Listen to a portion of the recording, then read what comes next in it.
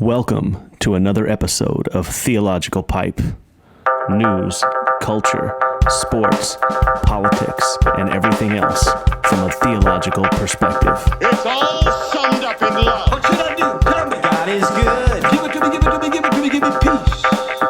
Give me peace. Put that in your theological pipe and smoke it. Hey, welcome to another episode of Theological Pipe, the morning edition. Figured I'd get one done this morning. So if you're listening on Spotify or Apple or Google or any other podcast platform, hit subscribe. If you're watching on YouTube, hit the subscribe button, the comment button, like button. Appreciate everyone being here. I think I'm going to just kind of make this one, it's just something to think about when it comes to politics.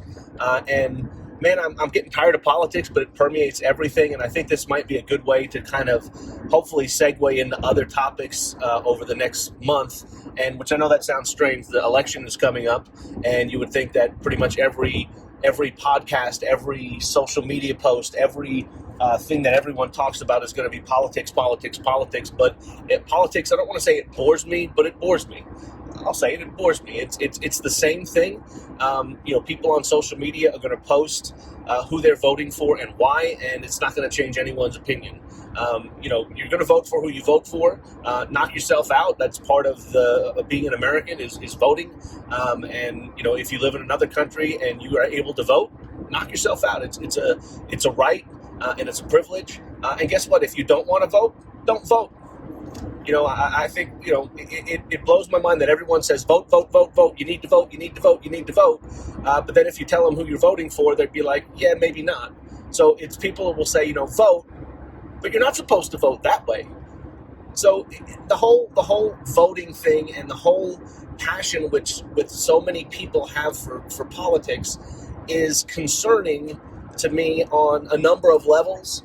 I think too many people look to the government to be their savior, to be the one that does everything for them.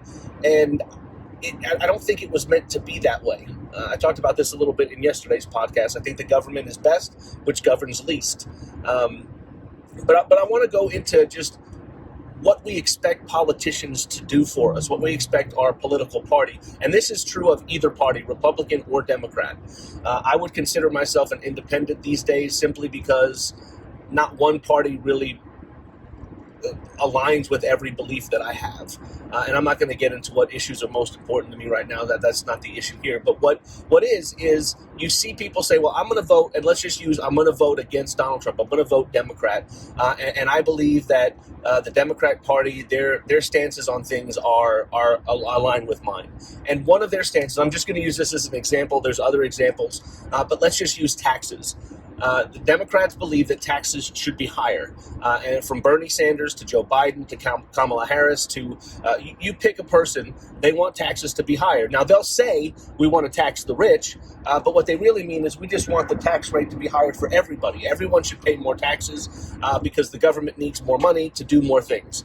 And they'll talk about the tax rate, and let's pretend the tax rate is anywhere from 20 to 38% right now, depending on how much money you make. Well, they'll say, no, we want it to be higher. We want the tax rate for you to be higher, especially if you make more money. And so they'll say, okay, if you make this much money, we're going to tax you this much. There are some people that will even say, we want the taxes to be 90%. We want the tax rate to be 90%. 90%. So, you make money, we're going to take 90% of it. Or you make money, we'll take a certain percentage of the 90%. And that's fine. I don't believe in higher taxes. I've said that before. I think the government has a spending problem, not a tax problem. But let's pretend that you believe the Democrat Party is correct and taxes need to be higher. Not one person that believes that pays more taxes right now. They talk about the rich. We want the rich to pay more taxes. I guarantee you every single senator and every single House of Representative person that makes over they all make over $100,000 a year. They all are considered rich by their standards. Not one of them, when they're filling out their taxes, tells their accountant, hey, slap on an extra $1,000 on my tax bill.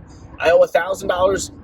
Write a check for 2 because I want to give them, I want to put my money where my mouth is. I say people should pay more taxes. There's nothing stopping people from paying more taxes if that's what you believe, especially if you're one of the people that makes enough money to pay more taxes.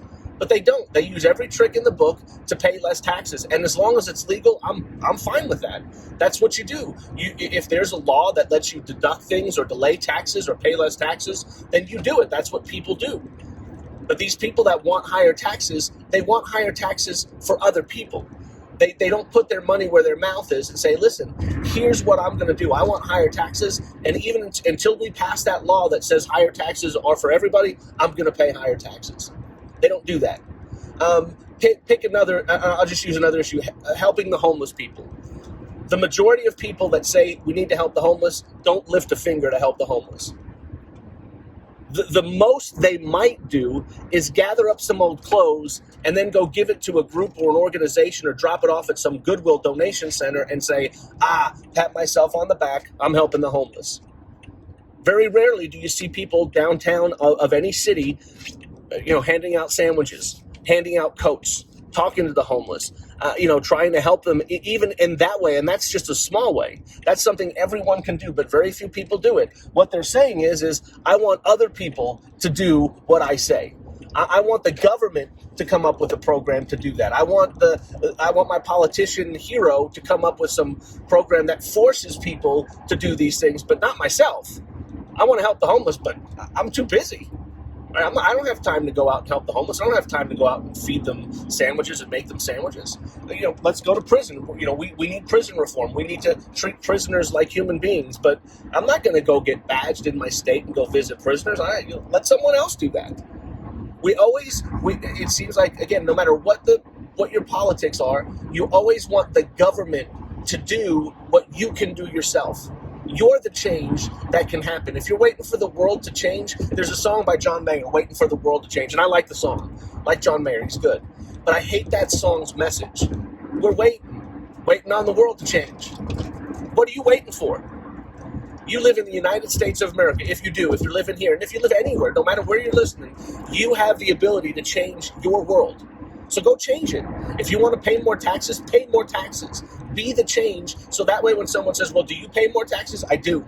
I give extra money every year because I believe in the government and I believe in the programs that they have.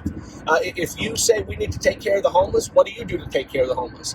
Every weekend or every month, I'm out there feeding them and helping them and talking to them and coming up with programs. I volunteer at the soup kitchen, something. Do you believe that, we need to help people learn how to read better? Well, are you volunteering to help kids read? You be the change that needs to be done in the society, in your little sphere, in your little area, in your world. Be the change that you want. And guess what? If you do that and other people do that, then we don't need a government telling us what to do. I've said countless times that there would be no need for welfare programs or, WIC, women, infant, and children. There'd be no need for food stamps. There'd be no need for any of that if Christians would just fulfill their Christian duty, their Christian command to take care of people, to take care of the poor, to take care of the homeless, to take care of the widows, to take care of the orphans. If Christians, there's a lot of Christians in the United States, a lot of Christians, and if we would just do what God had commanded us to do, there would not be a need for such a massive safety social net because we'd be living up to what we're supposed to do. We should be the change that we want to see in society, that we want to see in the world. I wish that people were nicer. I wish that people were friendlier. I wish that people were happier and got along together. And we all say, yeah, we believe that. And then 5 minutes later, you're on Facebook posting some divisive meme or divisive post about your politics and how you're smart and everyone else is evil. Donald Trump's a Nazi and Joe Biden is a communist. Well, congratulations. You just lied about the change that you want to see. Be the change that you want to see in your world. And when you do that, you're going to influence people in your world, and maybe they'll start being the change in the world. And you don't need to look to a political savior to change things. You don't need to look. Listen, a few years ago, the Democrats controlled the House, the Senate, and the presidency. And it was not utopia for the Democrats. A few years later, the Republicans controlled the House and the Senate and the presidency, and it was not utopia for Republicans. They're not the change that you need. I'm not saying you don't vote. I'm not saying they're not important. I'm not saying there's not important things that can be done. But if you're looking for them to be the answer to your prayers, you're looking to the wrong person, right? Number one, look to God, look to Jesus, look to the author and perfecter of your faith, look to him. But number two, look in the mirror. What do you want? What changes do you want to see? Stop waiting for an election and for politicians who are going to disappoint you anyway to give you what you want. You go be the change that you want. You go be the change that you seek. And you can do it. Every single one of us can do it. And that's one of the beauties and the joys of living, especially in the United States of America. And again, this is true in any country, though. People can change the world. One person can make a difference. You can. Now, are you going to make the hugest difference in the world and change the entire globe? Maybe, but maybe not. But go be the change and go stand up for what you believe in and go fight for what you believe in, but put your money where your mouth is. If you say that people should pay higher taxes yourself. Start now. If you say that people should take care of the homeless, what are you doing to take care of the homeless? If you say that you should visit widows and orphans, are you visiting widows and orphans? Are you helping take care of them? Are you in the prisons, taking care of prisoners, ministering to them, talking to them? Are you doing those things? If you value life, what are you doing to help people that value life? If you value whatever you value, go be the change that you want to be. And if you're waiting for a politician to be the change that you need, you're going to be waiting for a really long time because they're going to disappoint you. And again, don't listen to the politicians. Don't listen to the media. You go be the change that you seek in this world. And when you do that, your world's going to change. So that's my theological pipe moment this morning. Put that in your theological pipe and smoke it. And the whole time you do it, be nice. We'll see you next time. Well, bye.